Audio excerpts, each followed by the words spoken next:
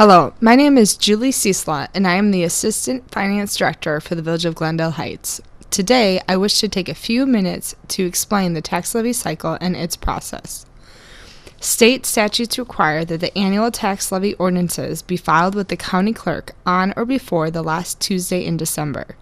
The goal of this presentation is to provide a brief explanation and overview of the tax levy process and to give you a summary of the proposed tax levy for 2014. The tax collection cycle goes like this. In December, the village submits its tax levy ordinances to the DuPage County Clerk.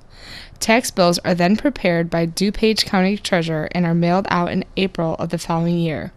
Taxpayers pay the DuPage County Treasurer in two installments, one in June and the other in September. The DuPage County Treasurer then distributes the village's share of the property taxes that are collected to the village. Here is a copy of a property tax bill. This is just one example of the many thousands that will be mailed out next year. A common misconception is that all of the taxes paid on one's tax bill comes back to the village. This is not true. The village is one of many taxing bodies that make up your total property tax bill. The most confusing part of the tax levy process is who gets the tax levy and how much. This chart represents the breakdown in percentages of taxes retained by each taxing district. On average, and depending on where you live, 10.2% of the property tax burden is assessed by the village. So, for example, if your property tax bill is $6,000, the village will receive 10.2% or $612, while the remaining percentage goes to other taxing districts. School districts collectively get the highest percentage by far. In this presentation, I will only be speaking to the village's 10.2% portion of the property tax bill. If you look at the details of a $6,000 property tax bill, this table depicts what each separate taxing body receives. Again, the village's portion of the $6,000 total property tax bill is only 10.2% or $612. An important distinction of the village is that there is not a separate park district taxing body. Instead, the village has a recreation department.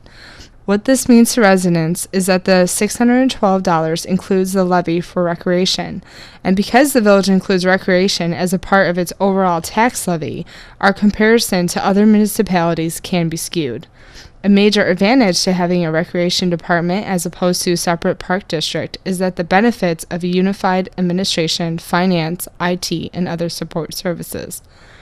Transactions such as market-driven transactions, bank-owned sales, sales from foreclosure proceedings, and short sales are all counted when determining the EAV. The law was recently changed to include items that had not been previously taken into consideration, such as foreclosures and short sales. While transactions such as related sales, sales of partial interest, and transfers of properties not advertised are not counted when determining the EAV. Each of the respective townships within the village transmits their tentative EAV data to DuPage County.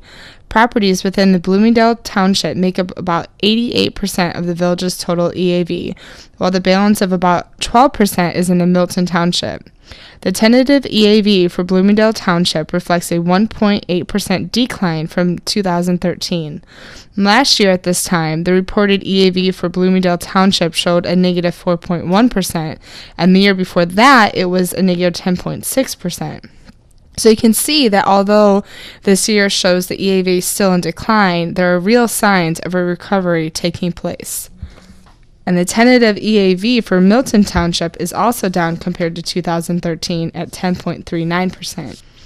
This chart shows how EAVs have changed over the last decade.